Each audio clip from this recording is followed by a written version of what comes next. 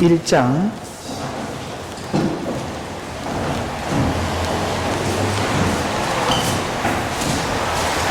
창세기 1장 22절 아니죠?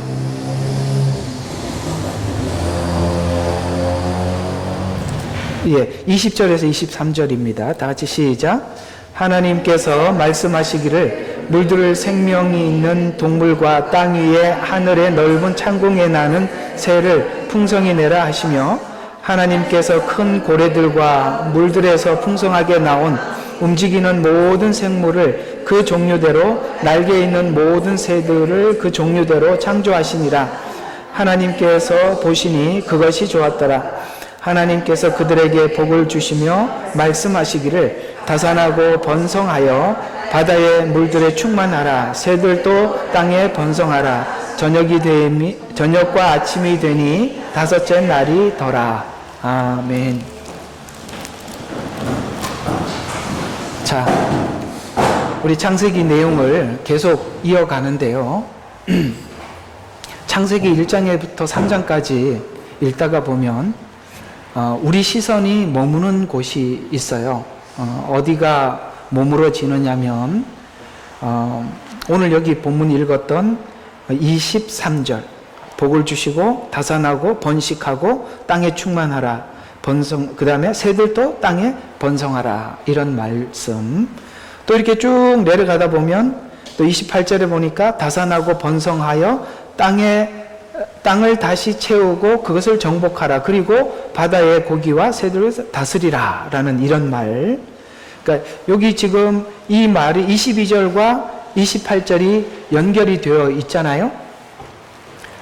그렇게 하나님은 창조를 시작하셨죠. 그 다음에 이제 아담이 짐승들의 이름을 짓지요. 이름을 지었다는 것은 그 짐승을 보면서 그 짐승이 어떤 속성을 가지고 있는지 금방 파악할 수 있었다라는 것입니다. 그러니까 행동을 보고 그 다음에 그의 어떤 특성을 보고 너는 모르겠습니다. 우리는 지금 그렇게 이미 이렇게 이름이 붙어져 있으니까 너는 말이라고 해라. 너는 개라고 해라. 너는 새라고 해라. 너는 새 중에 독수리라고 이름을 붙여라. 그 특성을 보고 이렇게 이름을 붙이는 일을 하죠. 이름을 지었다는 것은 마치 그를 통치하고 다스린다라는 의미가 거기에 담겨 있죠. 또 읽다가 보면 드디어 하나님께서 하와를 창조한 사건이 잠시 또 눈에 머물게 되고 지나가다 보면 가장 우리 시선이 또 읽고 지나갈 수 없는 사건이 에덴에서 범죄한 사건이죠. 자, 그러면 제가 1장부터 3장까지 있는 이야기를 간략하게 말씀을 여러분들에게 한번 드려봤는데 여러분들은 이 1장부터 3장까지 읽을 때 어디에 시선이 머물렀으며 그 시선이 머무른 이유가 무엇입니까? 라고 질문을 하면 여러분 나름대로 대답을 할 필요가 있습니다. 왜냐하면 성경을 읽으면 보통 우리는 처음부터 읽는 성향이 있기 때문에 창세기부터 읽잖아, 그죠? 그 읽다가 보면 1장과 3장은 누구나 지나가는 이야기지만 대부분 처음에 성경을 읽을 때는 이런 마음으로 읽게 돼요. 이렇게 지으셨구나. 근데 3장에 딱 가서 뭔 생각이 드냐면 선악과를 왜 만들었지? 따먹을 줄 알면서 왜 만들었지? 또 먹는데 왜 안 말렸지? 이건 다 뭐냐면 자기 문제 속에서 성경을 들여다보지 않고 이 문제들이 전부 다 하나님께 있다고 생각을 하고 성경을 보기 때문에 하나님 왜 그랬어요? 왜 그랬어요? 우리가 보통 애들이 보면 너 이거 왜 그랬어? 내가 그런 게 아니고 형이 그랬어요. 이해가 가죠? 다른 사람에게 전가하듯이. 그렇게 전가했던 내용들이 이렇게 전가를 하죠. 아담아, 네가 먹지 말라고 하는 선악과를 왜 먹었느냐? 라고 물었더니 당신이 준 하와. 이게 놀랍습니다. 하와라고 하지 않았습니다. 하와라고는 했지만 그 문제는 하나님께 있다고 당신이 준이라는 말에 우리는 신경을 써야 돼요.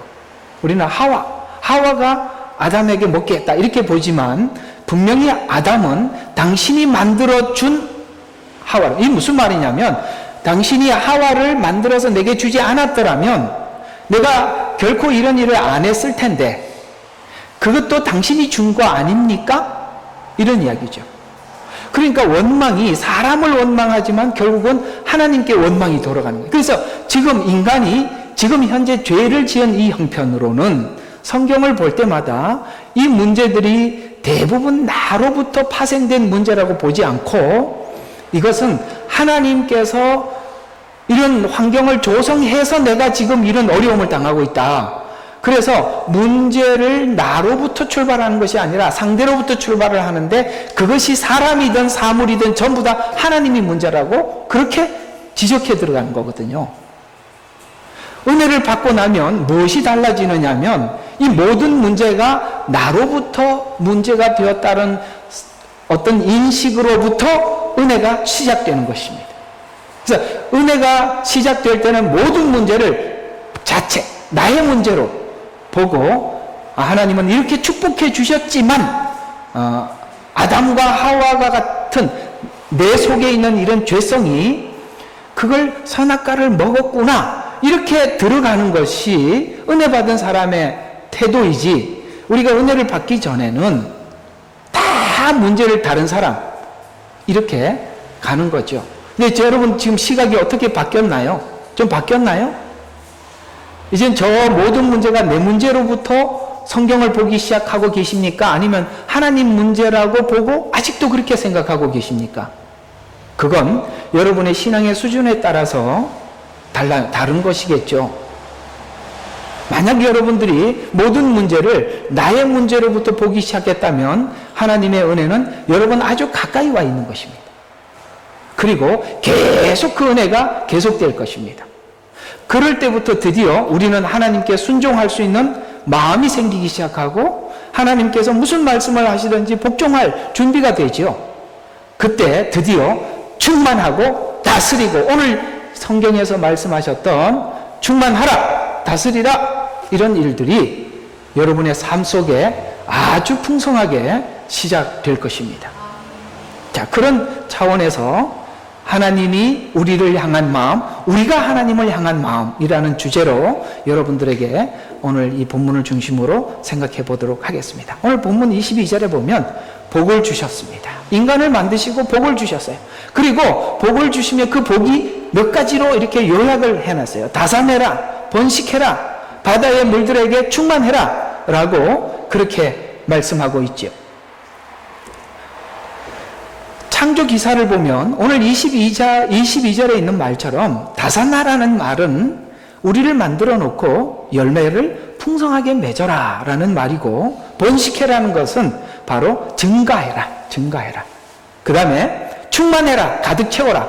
야, 보십시오. 무조건 인간은 하나님께서 이 복을 주셨어요. 불신자에게도 이 복을 주셨습니다. 신자에게도 이 복을 주셨습니다. 그러면 불신자들, 하나님을 모르는 죄악된 사람들이 뭐가 번성하겠어요? 어떤 열매가 죄의 열매가 풍성할 것입니다. 또 번식할 겁니다. 증가할 겁니다. 뭐가요? 죄가 증가할 겁니다. 또 충만할 겁니다. 가득 채워질 겁니다. 죄가. 그러나 우리가 죄에서 빠져나와서 의로 주님 앞에 들어왔어요. 거룩으로 돌아섰습니다. 이제는 하나님께서 우리에게 요구하시는 그리스도인들에게 요구하는 삶은 뭐가 충만할? 의가 충만해라. 거룩이 충만하라. 하나님을 닮은 성품의 삶이 온 땅에 충만하라. 이것이 하나님께서 우리에게 주신 축복인데 이제는 우리는 예수 그리스도를 나의 구주로 영접하고 그분을 나의 주인으로 모셔드린 이상 드디어 하나님께서 이 충만, 다산, 번식이 시작되는 것입니다. 그것이 어느 방향에서 출발된다고요? 거룩에서, 의에서 출발할 모든 조건과 힘과 그 다음에 우리가 그걸 행할 수 있는 모든 것을 십자가에서 우리에게 배려해 주셨습니다. 따라서 우리가 십자가가 능력인데 바로 그 십자가 아래서 하나님이 주신 것이 무엇인가를 안다면 우리는 이제는 두렵지 않고 이제는 더 이상 겁내지 않고 우리는 의를 향해서 살 수 있고 거룩을 향해서 충분히 살 수 있을 것입니다. 그것이 여러분에게 십자가가 얼마나 이해되고 자리 잡고 신앙으로 믿음으로 우리에게 굳혀져 있는가에 따라서 그게 굳혀져 있지 않다면 아직 그것이 부족할 것이고 십자가는 분명히 그것을 행할 수 있는 능력을 우리에게 충분히 주셨다는 것이죠. 그래서 인류가 죄를 범해서 원래 창조의 영광이 손상된 상태에서 살고 있어서 지금 상태가 죄에 대해서 벌 주려고 방관하는 듯한 그런 생각에서 성경을 보여질 수도 있겠지만, 그러나 하나님의 원래 가지고 계신 우리를 향한 마음은 복을 주어서 충만케 하려고 하는 것이 하나님의 마음이라는 거예요. 우리가 구약을 읽다가 보면 하나님은 회초리를 들고 꼭 기계처럼 잘못하면 때리고, 또 잘하면 가만히 기다리고 있다, 잘못할 때만 기다리고 있다가 또 때리고, 꼭 이런 사람처럼 느껴지지 않아요? 아, 웃는 거 보니까 그런 것 같네. 이게 고쳐져야 되는 거예요. 꼭 하나님은 기계 같아. 이렇게 딱 들고 있다가 딱 때리고 있다가 또 잘못하면 딱 때리고, 기계처럼 말이죠. 이렇게 꼭 이스라엘 백성들이 잘못할 시간을 기다리고 있는 어떤 사람처럼 그렇게 느껴지겠지만, 이게 하나님의 얼마나 큰 사랑이고 간섭인지 우리가 그렇게 바뀐 눈으로 성경을 보게 될 때, 하나님의 마음을 읽을 때 그 채찍 속에 숨어있는 하나님의 사랑도 발견하게 되고 거기에 감사할 수도 있게 될 때, 여러분들은 정상적인 눈을 장착하고 하나님을 보기 시작하게 되는 것입니다. 그래서 오늘 본문을 하나하나 살펴보도록 해보죠. 하나님은 인간에게 가진 마음을 이렇게 아낌없이 표현하고 있습니다. 민수기 6장 23절과 25절에 보니까 아론과 그의 자손들에게 고하여 말하라. 너희는 이스라엘 자손에게 이와 같이 축복하여. 오늘 여기 창세기 1장 22절에서 말씀하신 것처럼, 28절에서 말한 것처럼 동일하게 뭐라고 이야기하냐면, 주께서 너에게 복 주시고 그 다음에 너를 지키시기 원하고 주께서 그의 얼굴을 내게 비추시고 내게 은혜로우시기를 원하노라. 이렇게 말씀하고 있어요. 하나님 율법을 주셨고 율법을 가지고 이스라엘 백성들이 잘못해서 회초리를 때릴 때도 은혜스럽다는 것을 믿으십니까? 맞으면서도 사랑을 느낄 줄 안다면 우리는 우리를 인도하시는 하나님이 사랑의 하나님이라는 것을 보게 될 텐데, 그렇습니다. 가끔씩 이렇게 좀 나이 드신 분들이 참 인간 됨됨이가 된 분들을 가끔씩 만날 때가 있는데, 근데 그런 분들이 대체적으로 인생을 살면서 한 번씩 어떤 충격적 변화를 겪는 사건들이 있었더라고요. 충격적 사건을 겪었던 변화의 시간들. 그것이 무엇이냐면 부모님에게로부터 보여지는 자기를 향한 어떤 사랑들, 그것이 뇌를 맞았던지 무엇을 했던지 간에 그걸 한번 이렇게 느껴지고 그런 감정이 내 속에 이입될 때 사람은 부모님의 회초리도 감사하게 되는 거예요. 어떤 분들은 내가 정말 망난이었는데 그 부모님이 그때 회초리를 들어주지 않았더라면 나는 이렇게 안 됐을 거라고 그 회초리에 대해서 감사하는 분들이 있다 이 말이에요.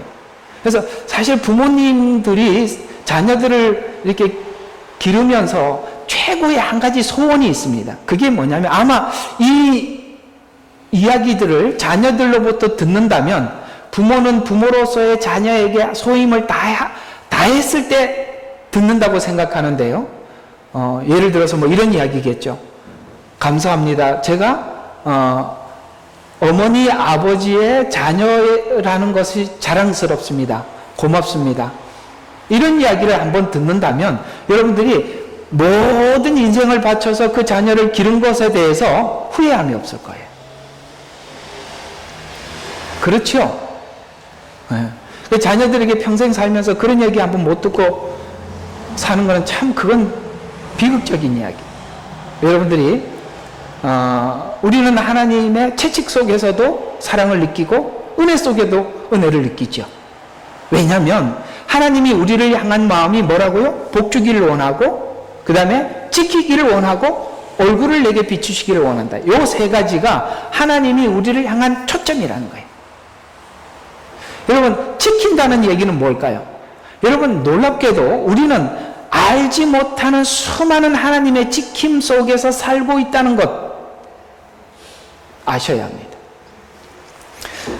옛날에 저희 장모님이 항상 기도해 주실 때, 먼 길을 떠날 때, 기도할 때 빠지지 않는 기도 내용이 있었어요. 그게 뭐냐면 꼭 우리를 이렇게, 저희들이 천안에 살고 그래 장모님이 포항에 계시니까 한 번씩 왔다가 가면 멀잖아요. 장거리니까. 꼭 우리를 놓고 기도할 때 이렇게 기도하셨어요. 하나님, 우리 김서방 핸들을 붙잡아 주시고 상대방 핸들도 꼭 붙들어 주세요. 누가 그런 기발한 생각을 하겠어요? 나만 운전 잘하면 된다고 생각하지.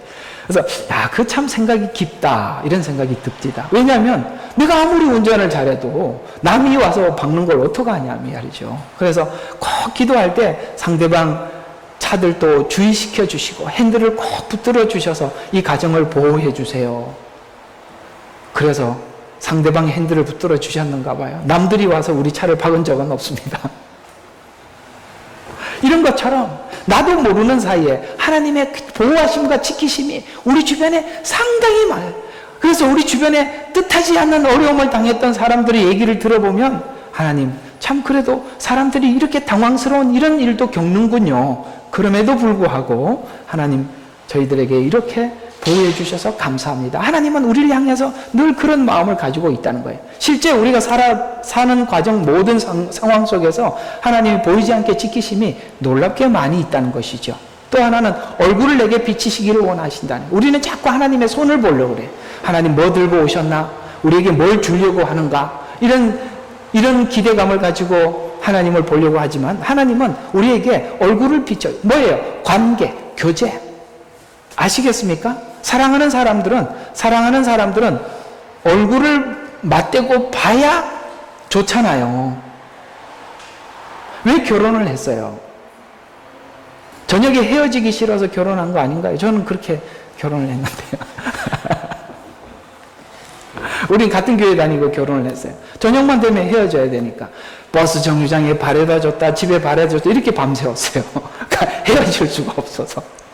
나중에 결혼을 하고 집에 같이 있으니까 너무 좋대요. 이게 바로 얼굴을 내게 비추시고라는 말이에요. 사랑하는 사람은 보는 것만으로도 행복한 거거든요.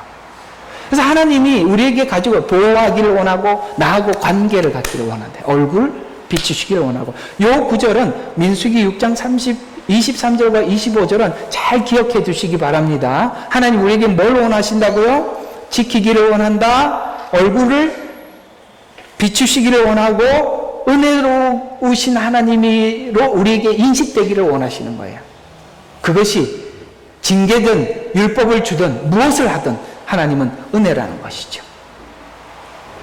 쉽게 말해서 인간이 하나님께, 하나님의 기분에, 하나님의 상황에, 하나님이 원하는 조건에 맞추려고, 그러니까 조건에 따라서 네가 잘하면 복 주고 잘못하면 벌을 주고 이런 조건에 따라서 뭘 하려는 것이 아니라 하나님께서 잘못해서 벌을 주더라도 뭘 하든지 우리에게 복이 되기를 원하신다 이 말이에요. 그러니까 이렇게 하나님이 우리에게 주시기를 원한다는 것을 안다면 하나님이 우리에게 주신 모든 환경은 분명히 우리에게 유익할 것입니다.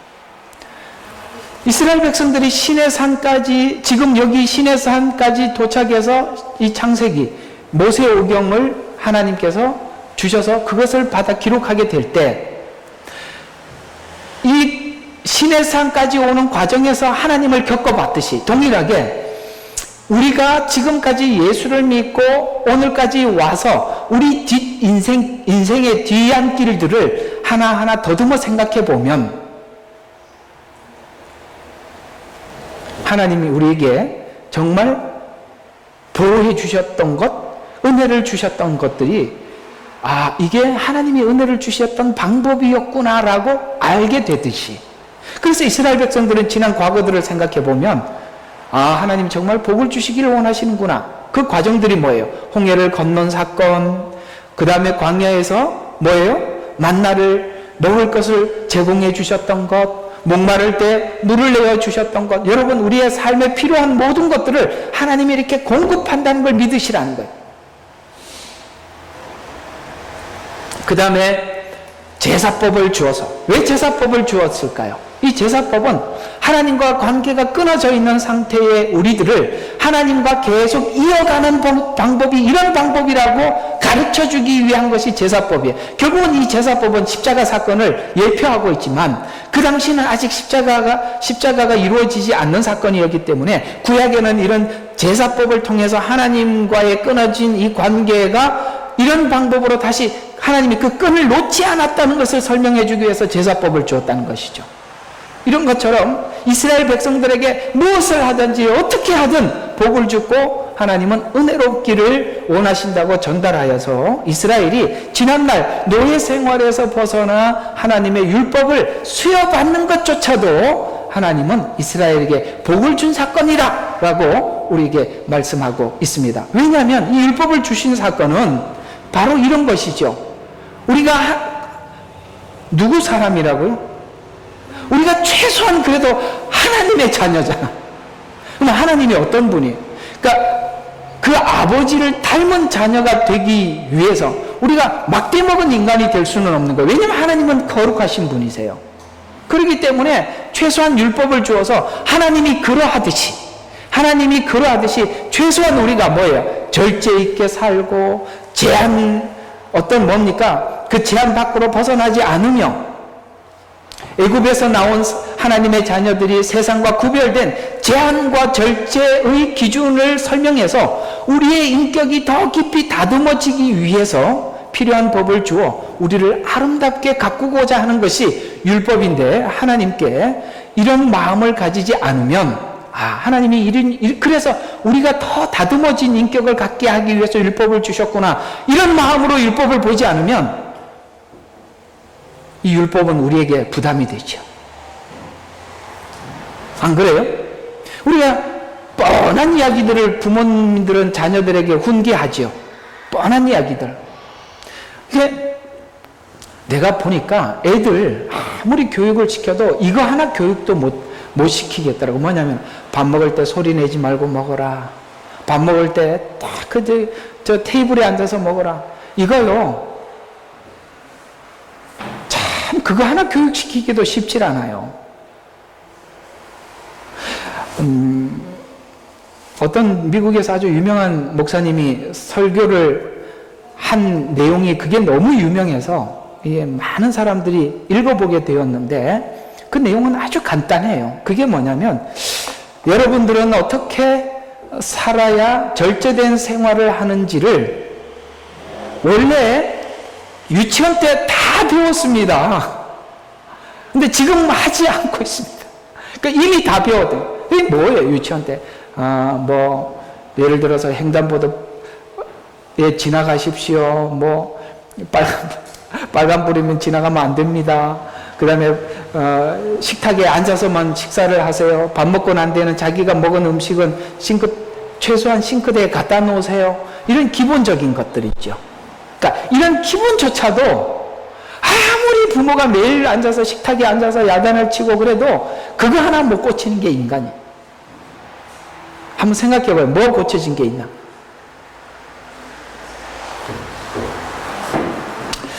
우리 교회도 우리 그 남자 주일학교 애들이 많은데 내가 좀 교육을 좀 시켜야 되겠어요.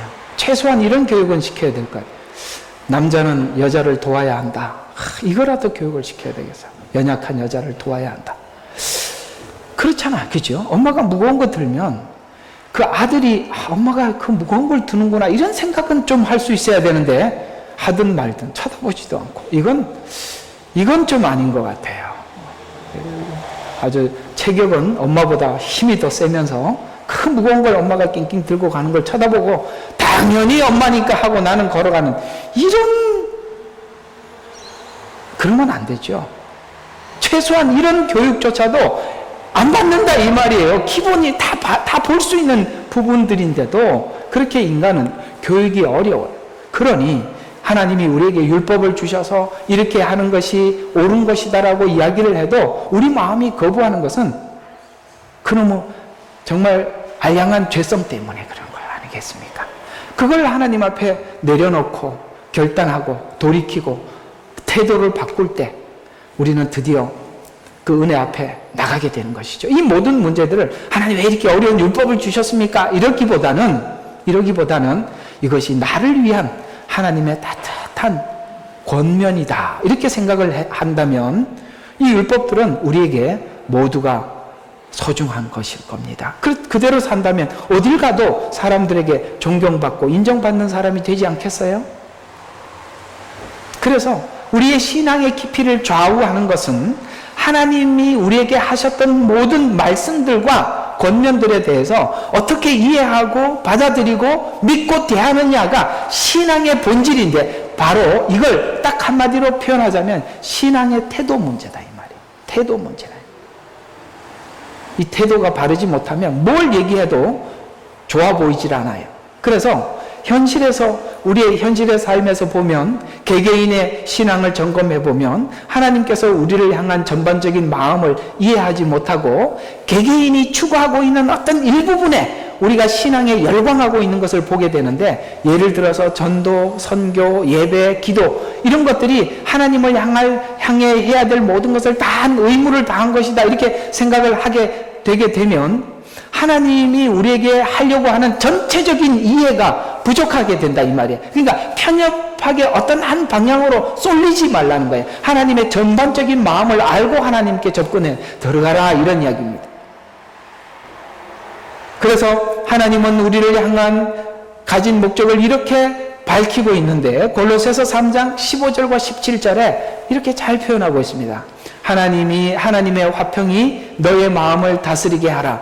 이를 위하여 너희가 한 몸으로 부름을 받았나니 또한 너희는 감사하는 자가 되라. 그리스도의 말씀이 모든 지혜와 너희 안에 풍성이 거하게 하되 시와 찬송과 영적인 노래로 서로 가르치고 권면하여 너희 속에서 은혜로 주께 노래하고.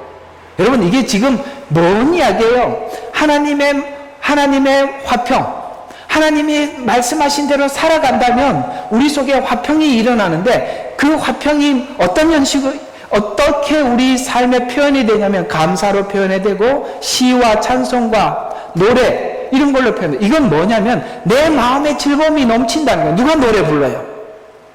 누가 노래 부르죠? 즐거운 사람들이 노래를 부르죠.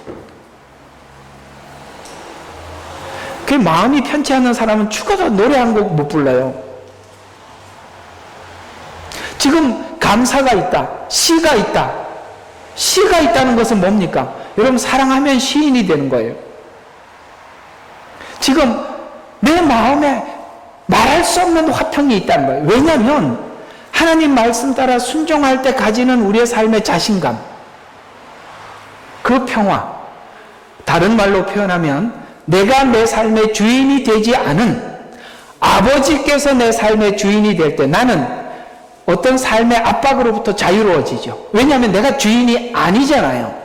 왜 사람들이 힘드냐면, 인생이 힘드냐면 자기가 주인으로 살기 때문에 고통스러운 거예요. 병이 들면 어쩌지, 갑자기 위급한 상황을 맞이하면 어쩌지, 이런 두려움 때문에 우리는 자유함을 놓치지를 못하는 거예요. 그러나 이 모든 것을 하나님 앞에 한번 올려드려요. 하나님 앞에 맡겨보세요.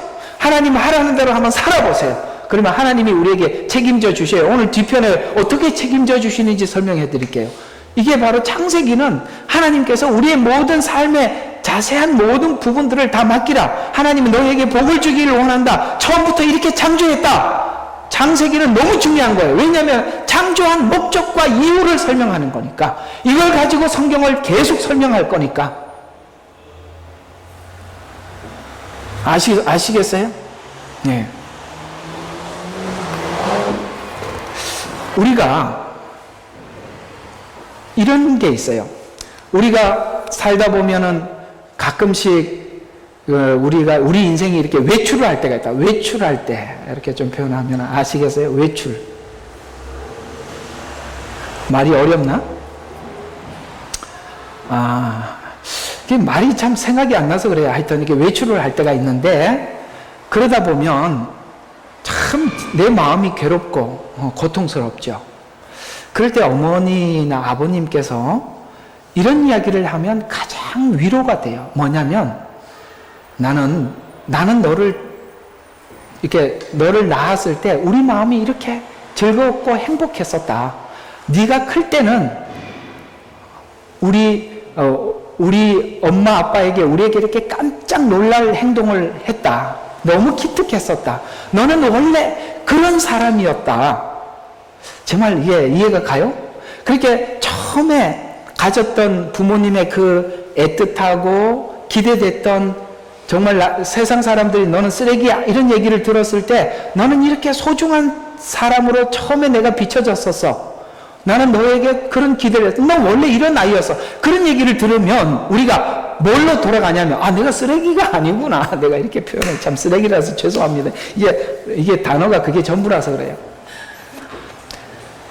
이해가 가죠? 자기가 자기에게 막 그런 생각이 들고 남들에게 그런 이야기를 들을 때 처음에 그 부모님이 가졌던 우리에 대한 기대감 이런 이야기를 하면은 내가 진짜 괜찮은 사람이었는데 어째 이래 됐지? 정신 차리자 이런 생각이 들잖아요. 창세기가 그런 말이라 이 말이에요. 창세기가 하나님이 우리를 원래 이렇게 만들었대요. 그러니 지금 현재 우리가 타락한 이 형편에서 하나님 앞에 아이고 그렇게 죄송스럽게 생각할 필요 없이 하나님이 원래 이렇게 만들었으니까 우리 다시 돌아가자. 용기 내서 돌아가자 이 말이에요. 왜? 하나님 우리에게 복 주기를 원하시잖아요. 아멘? 네, 그래서 우리는 회복의 용기를 얻는 거예요. 그러니 어떤 단편적인 어떤 종교 행위로 하나님 앞에 내가 할 임무를 다했다 이렇게 주저앉아 버리면 여러분 이렇게 하나님의 전체 그림을 놓치게 된다는 것이죠. 또 말이나 행실에 있어서 무엇을 하든지 모든 일을 주 예수의 이름으로 하고 그를 통하여 하나님 곧 아버지께 감사해라. 주 예수 이름으로 해라. 이게 다 주님의 이름으로 하고 주님의 말씀 따라 살아가게 될 때 하나님께 감사합니다. 그러면 내 마음에 시험이 없어져요. 내 마음이 힘들질 않다고. 아무리 힘들어도 하나님 앞에 맡기고 감사해 버리는 거예요. 그래서 감사는 미리 하세요. 사람들이 신앙생활하는 두 가지 형태가 있는데 근심을 땡겨서 하는 사람이 갑으로 해서 하는 사람이 있고 감사를 미리 하는 사람이 있어. 어떻게 사느냐에 따라서 우리 마음이 힘들 수도 있고 정말 날개 달린 인생을 살 수도 있는 거예요. 감사하면서 살면 감사할 일들이 계속 오는 거예요. 모든 상황 속에서 하나님 이유가 있어서 그렇겠지, 뜻이 있어서 그렇겠지, 나에게 뭔가를 요구하는 게 있어서 그렇겠지, 하나님 감사합니다 이렇게 넘어가 버리면 얼마나 좋아. 그런데 이건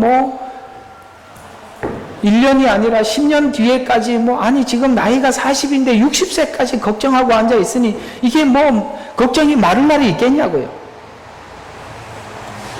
이 요구들은 하나님의 화평이 마음을 다스려 감사할 때 가능한 일이라고 우리에게 말씀하고 있습니다. 그래서 이 마음을 가지고 세상에 생육하고 번성하고 감사하라. 하나님 그렇게 살기를 원하는데 그렇게 살 수 있도록 그 십자가의 은혜는 그렇게 살기에 충분한 은혜를 우리가 받았고, 아멘? 이게 중요해요. 충분한 은혜를 이미 받았다는 걸 아는 게 중요하고, 그 다음에 성경은 이런 삶을 살기에 충분한 답을 가지고 설명하고 있으며 또 이 은혜가 우리의 삶을 기쁘게 감사함으로 누리며 살기에 충분하다고 우리에게 말씀하고 있다는 거예요. 창세기에 시작한 충만하라 번성하라로 시작한 것은 너희를 구원한 하나님이 이런 하나님으로 알고 성경을 이해하기 시작하라는 뜻에서 창세기가 가장 앞에 이렇게 인간 창조를 설명하고 있다는 것이죠. 그러나 신앙의 색깔을 어둡게 가지면 하나님 가까이 가지를 못해요. 밝게 가지십시오. 희망을 가지고 가지십시오. 하나님은 내게 좋은 것 주기를 원하신다라고 가지십시오. 저는 오늘 잠깐 여기 앉아서 에레미야 애가를 잠깐 묵상했었어요. 여러분, 에레미야 애가는 뭐예요? 이스라엘 백성들이 하나님께 순종하지 않으면 하나님께서 이스라엘을 심판하신다고 그렇게 이스라엘 백성들에게 말을 해도 아무도 듣지 않아서 결국은 이스라엘이 멸망했어요. 성도 무너지고 그 안에 그 많은 사람들이 포로로 잡혀가고 아무도 없는 와야 그야말로 예루살렘 성은 폐허가 되어 있었어요. 그걸 보고 애가 슬픔의 노래를 불렀던 게 에레미야 애가 아니겠어요? 근데 놀랍게도 에레미야 애가 안에 이런 메시지가 있어요. 주의 성실하심이 크도다. 그 성실함이 매일 새롭다는 거예요. 아니, 다 무너지고 아무것도 없는데 뭐가 성실하냐 이 말이에요. 그럼에도 불구하고 하나님은 지금 이 폐허가 된, 이 잠시 폐허된 이 상황 속에서 이스라엘 백성들을 바벨론에 아수르에 가서 지금 교육시켜 돌아왔을 때 이 훗날 이 예루살렘이 아름답게 번창할 것을 에레미야는 보고 기대하고 있는 거예요. 지금은 우리는 마치 황폐한 성과 같이 망가져 있더라도 하나님은 우리를 고쳐서 바꾸셔서 다시 이곳에 보냈을 때는 정말 우리는 달라진 모습으로 하나님을 섬기는 그날이 올 거예요. 그래서 우리는 무너진 예루살렘을 보고 눈물만 흘리지 말고 이것이 하나님 간섭에 의해서 한 일이라면 하나님은 분명히 충만하라, 다산하라, 복 주었다, 나는 너에게 복 주기를 원한다라는 이 하나님을 놓치지 말라 이 말이에요. 그러면 우리의 삶은 어떤 상황에서도 절망은 없어요. 왜? 하나님이 간섭하고 있다면 그건 무조건 축복입니다. 예를 들어서 하나님이 지금 내 생명을 걷어가더라도 그건 복입니다. 그래서 우리가 하나님을 이렇게 어둡게 이해하고 하나님을 가까이 확인하지 못하는 이유는 하나님만을 신앙의 목적으로 삼지 않고 수단으로 삼기 때문에 문제라는 말이에요. 여러분, 예수 그리스도 하나님만이 목적이 되는 것이 신앙인데 하나님이 수단이 돼. 하나님 이거를 해주세요. 그러니까 늘 기도 제목이 하나님과 관계가 깊어지기를 원합니다. 하나님께 순종하면 이런 기도는 안 하고 하나님 이게 필요해요, 저게 필요해요. 뭐 그러고 살고 있으니 그렇죠. 그래서 하나님을 두려운 하나님으로 인식하기 때문에 수단으로 삼거나 두려운 대상으로 보면 하나님께서 이렇게 우리를 향한 풍성한 생각을 가지고 있는 것을 읽을 수가 없어요. 그래서 우리가 성장하는 과정 속에서 부모와 우리의 관계를 돌아보면 부모가 내 필요를 채우는 수단으로만 삼는다면 지금도 부모에 대해서 감사하지 않고 만족하지 않으며 또 두려운 대상으로 삼고 있다면 아직도 그 관계가 멀리 있는 것이죠. 그래서 혹시나 여러분들 마음속에 우리 부모는 지금까지 평생 뭐 해서 돈도 못 모으고 나한테 물려줄 유산도 없고 이렇게 짜증난다고 이렇게 생각하고 있으면 아직도 여러분들이 키워주고 보호해주고 지금까지 챙겨주신 그 부모를 모르는 거잖아요. 얼마나 고마워. 또 요즘 왜 결혼을 사람들이 이렇게 결혼을 꼭 해야 되느냐 이렇게 조사를 해보니까 남자들은 그래도 프로테지가 낮은데 여성들은 굉장히 결혼할 필요 없다 이런 사람 굉장히 많더라고요. 왜 여자들은 그런지 모르겠어요. 여자들 왜 그러세요? 우리 교회 여자들이 많은데. 하여튼 잘 모르겠습니다. 이게 많은데 나중에 어떤 조건이 구비가 되면 그 사람 상대하고 결혼을 하겠냐라고 물어보니까 있을 수 없는 그러니까 불가능한 것만 가지고 있어요. 그 목적에. 응? 아니 이제 나이가 30살 막 됐는데 우리나라 한국 사람들 남자들 생각해 30살 되면 군대 갔다 오고 대학 졸업하고 뭐가 있어? 아무것도 없잖아. 그러니까 부모님이 가진 재산이 없으면 장가 못 보내는 거예요. 걔가 2, 3년 동안 뭘 했겠어요? 2, 3년 동안 집 키 가지고 자동차 키 가지고 어떻게 그걸 준비해? 맞잖아요. 거기다가 나만을 사랑해주고 마음이 온유하고 그거 천국에 가야 있지. 여기 없어요. 만들어 가야죠. 여기는 만들어지는 곳이지 완성된 자는 아무도 없어요. 교회도 뭐 하는 곳이냐면 완성시키는 공장이라고.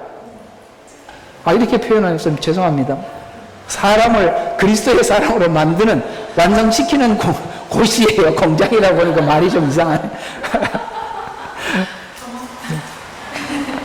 여기는 사람이 완성돼 가는 과정에 있는 것이지 완성된 자가 있는 곳이 아니에요. 그래서 교회에 와서 착각하는 것 중에 하나가 뭐냐면 여기는 완성된 자만 있을 거라고 생각해요. No.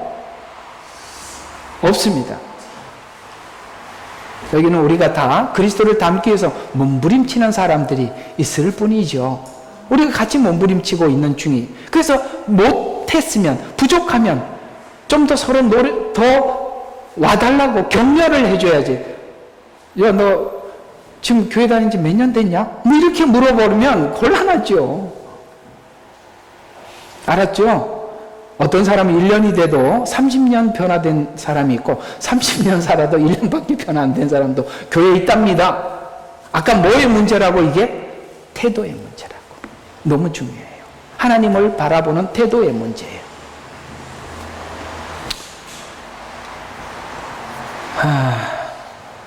이런 하나님을 근거로 우리에게 얼마나 충분하게 공급하시는 아버지인가, 누리게 하는가를 이렇게 우리에게 설명하고 있어요. 하나님은 모든 것을 이렇게 공급해 주시는데 최소한 이런 문제까지 하나님이 세밀하게 하신다. 마태복음 6장 26절과 32절, 짧게 너무 길어서 요약을 해봤어요. 공중의 새들을 봐라. 씨앗도 뿌리지 않고 거두지도 않으며 창고에 들이지도 않아. 너희 아버지께서 기르시는 너희들은 새들보다 더 귀하지 아니하냐. 그러니까 하나님이 자연 만물을 왜 보라 그랬죠? 이 자연 만물을 통해서 우리에게 믿음을 주시기 위해서 자연 만물을 보래. 새도 보고 꽃도 보라 그랬어요. 그러면서 뭐라고 해요? 들의 백합화를 봐라. 어떻게 자라는지 유의해서 봐라. 관찰해 봐라. 그들은 길쌈도 아니하느니라. 그러므로 무엇을 마실까, 먹을까, 입을까 하지 말고 염려하지 말라. 하물며 하늘에 계신 너희 아버지께서는 너희에게 이런 모든 것이 필요한 줄 아시느니라.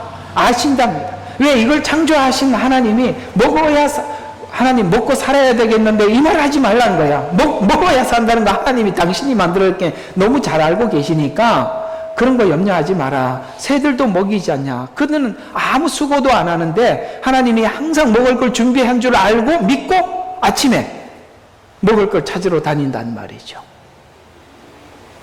그 다음 생명을 주신 분이 생명을 가지고 사는 동안 최상의 것으로 마지막까지 먹이시고 입히신다. 그래서 이렇게 말씀하고 하물며 너희 아버지 이렇게 이야기. 그럼 새하고 너하고 비교할 수 있느냐? 새는 그냥 하나님께서 창조한 물건이고 너는 하나님의 모양과 형상을 담아서 만든 창조물이고 어떻게 비교될 수 있겠니? 이렇게 말씀하고 있고 또 계속 이어서 7장 9절과 11절에 보면은 너희 가운데 누가 아들이 빵을 달라 하면 돌을 주며 생선을 달라 하는데 뱀을 주겠느냐. 너희가 악하다 할지라도 너희 자녀들에게 좋은 선물을 줄 알거늘 하물며 하늘에 계신 너희 아버지께서 구하는 자에게 좋은 것을 많이 주시지 아니하겠느냐. 여기 또 하물며가 또 등장하는 것은 하늘에 계신 분이 바로 너희 아버지라고 이야기를 하는 거예요. 그들에게는 창조주지만 너희에게는 아버지가 아니냐.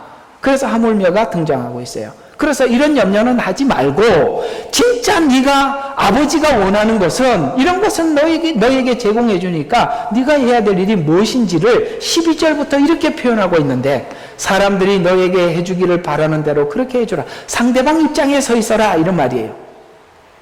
그래서 너희 아버지가 그에게 필요한 것을 너를 통해서 공급해 주신다.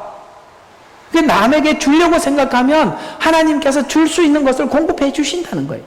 그래서 너희 아버지 아들다운 인생을 살아라.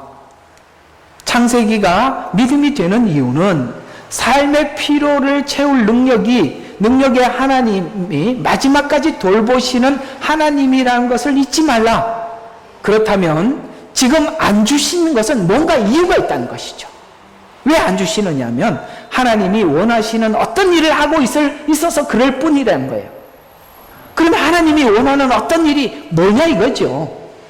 그게 궁금하죠. 여기 잘 나와 있어요. 이건 하도 설교 시간에 많이 이야기해서 외울걸요. 마태복음 5장 44절 원수를 사랑하고 저주하는 자를 축복하고 미워하는 자를 잘해주고 천대하는 자를 천대하고 박해하는 자를 위해서 기도해주고. 이게 뭐냐면 하나님의 거룩하심과 같이 우리를 거룩하게 만들려고 하는 하나님의 목적을 결코 하나님이 내려놓을 수 없다는 거예요, 우리에게.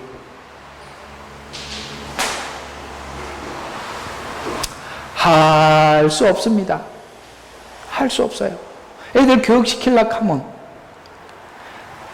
이게 말을 해도 말귀를 못 알아들으니까, 여러분 짐승들 교육시킬 때 꼭 그 개는 먹을 거 가지고 교육시키잖아, 그죠?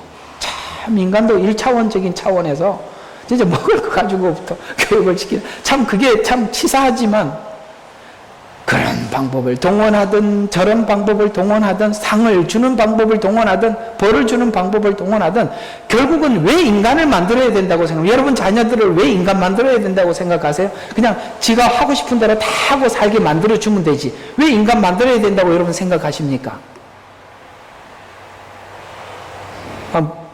묻잖아요. 왜 자녀들 인간다운 인간을 만들어서 사회에 내보내야 된다고 생각합니까? 인간은 혼자 사는 곳이 아니잖아요. 여러 사람들이 함께 살아야 되잖아요. 그 남의 불편함을 생각해 줄 수 있어야 하고, 그 사회에 필요한 구성원이 되려면 교육을 받아야지요. 교육이 안 되면, 전 정말 가끔씩 교육 안 된 사람들, 야, 어떻게 이렇게까지, 이렇게, 말이 안 나오는데 너무 이렇게 충격적인 사람들이 가끔씩 있어요. 그래서 그러면 무슨 생각이 드냐면 이 사람의 문제가 아니라 1차적으로 그 부모를 생각해 보는 거예요. 맞지요? 왜 아이가 그렇게 교육을 받아야 하는 시간에 부모가 방관했을까? 왜냐하면 우리는 사람들이 그 교육을 받아야 할 그 시기에 그걸 받고 자라야 된다는 걸 알잖아요.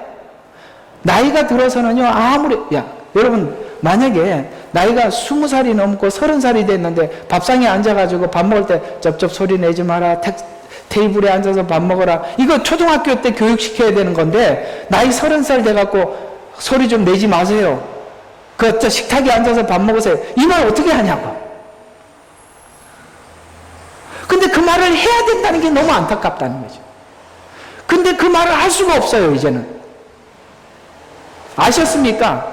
그 시기를 놓치면 안 된다는 걸 알기 때문에 그렇게 했던 거 아니었어요? 그렇게 잘 가꾸어 놓으면 어딜 가도 사랑받는, 어딜 가도 사람이 좋아하는 사람이 되잖아요. 그래서 교육이 필요한 거죠. 하나님은 하나님의 그 거룩의 도덕성을 우리가 가지라고 하시는 거예요. 그래서 성경이 우리에게 이렇게 말씀하는 거예요. 하나님이 거룩하심과 같이 너희도 거룩하라는 거예요. 구별되라는 거예요. 거룩이라는 말은 우리는 거룩이라는 말이 다 까만 옷 입고 있는데 나 혼자 흰 옷 입고 이런 얘기가 아닌 거 아시죠? 거룩이라는 말은 구별되다 이런 뜻이에요. 하나님의 사람과 세상 사람이 구별되듯이 구별되라 라는 말이 거룩이라는 거예요. 이렇게 건너뛰다 이런 말이에요. 아시겠죠? 그러니 그게 어떻게 거룩돼요? 원수를 사랑하고 저주하는, 왜냐하면 원수를 사랑하는 사람은 불가능해요. 거의 일반 사람들은 없어요. 그 다음에 저주하는 자를 말이 안 되죠. 축복까지 가는 거예요. 이게 왜냐하면 하나님이 우리를 향한 가진 마음, 우리를 향해서 하셨던 일들을 우리가 알므로써 그런 사람으로 바뀌어져. 왜냐하면 우리가 원래 원수인데 하나님이 우리를 사랑하셨잖아요. 그 다음에 저주를 받아야 합당하지만은 십자가로 우리를 축복하셨죠. 그걸 받았기 때문에 줄 수 있는 사람이 되었다. 그래서 이 요구를 한다 이 말이에요.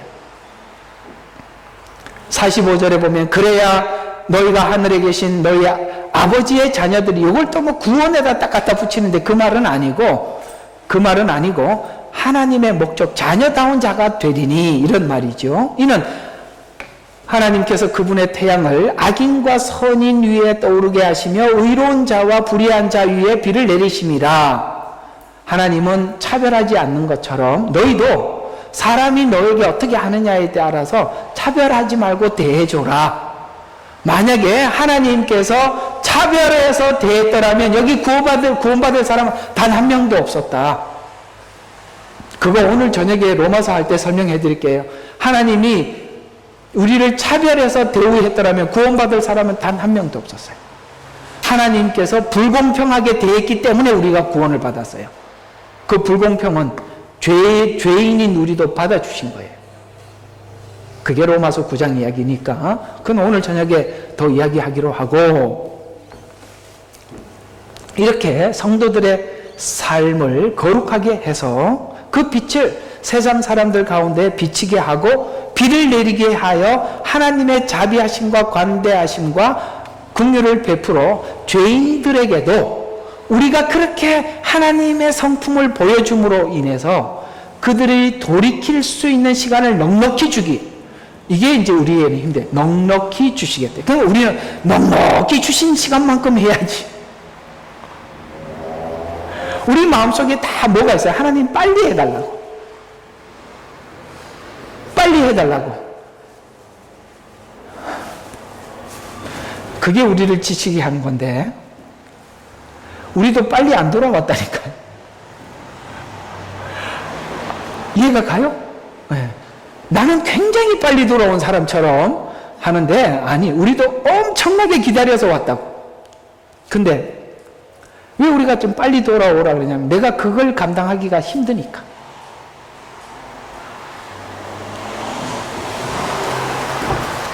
그건 하나님의 시간에 있습니다.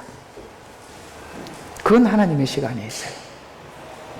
이렇게 성도들의 삶을 거룩하게 해서, 그래서 그들에게, 죄인들에게 넉넉히 돌아올 시간을 줘. 그래서 이런 삶을 살아서 그리스도를 증거하기 위해 우리를 히브리서 12장에 보면 아들을 징계하지 않는 부모가 없다라고 말씀한 것처럼 이 징계라는 말은 바로 자녀 만들기라는 뜻인데, 하나님은 지금 우리에게 필요한 교육을 우리에게 시키고 있을 뿐입니다.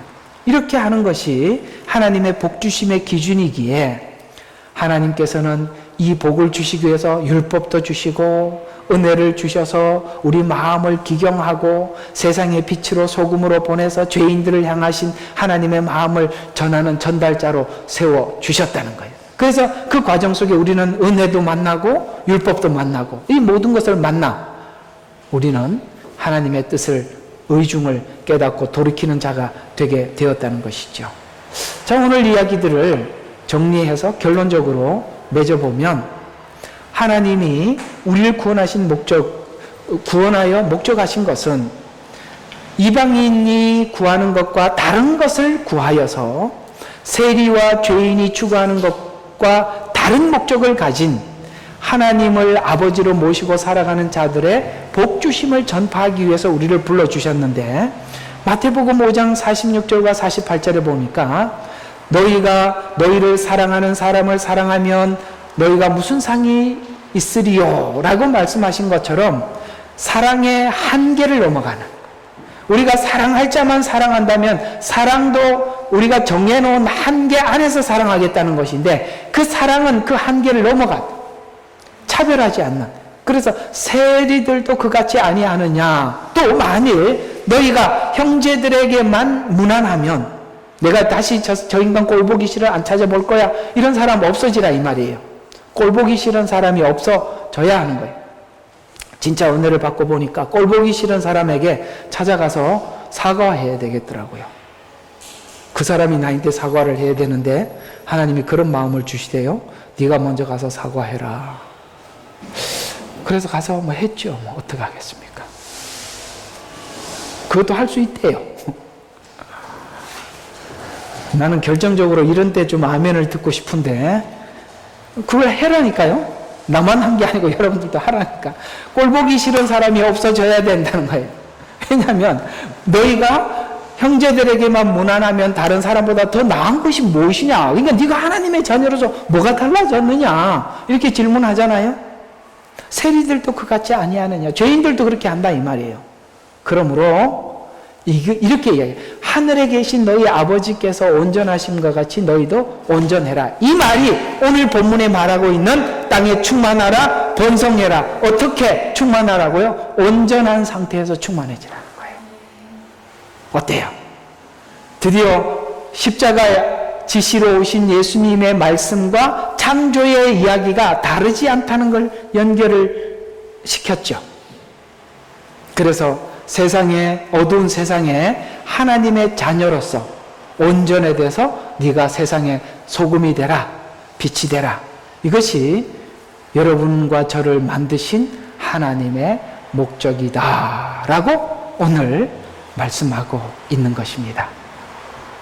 이 일을 다하기까지 하나님은 손을 놓지 않을 것이며, 이 일을 다하기까지 여러분은 하나님을 믿고 나가셔서 함께 승리하는 저와 여러분의 인생이 되시기를 주 예수 그리스도의 이름으로 축원합니다. 기도하겠습니다.